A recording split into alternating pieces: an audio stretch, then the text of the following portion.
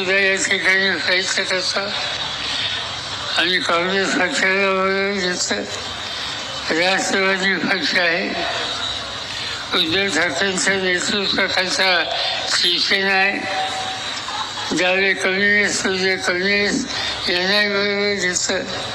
आणि आमचा प्रयत्न आहे की महाराष्ट्राचं राजकारण काय वाटायचं राहिलं, पण देवेंद्र फडणवीसांनी हे घटक आहेत या लोकांच्या हातात महाराष्ट्राची सत्ता जाऊन द्यायची नाही, आणि त्यासाठी ही निवडणूक अत्यंत महत्त्वाची आहे. आणि ती नुसती निवडणुकीच मतं आम्ही मागत नाही, आम्ही कामासाठी मतं मागतो.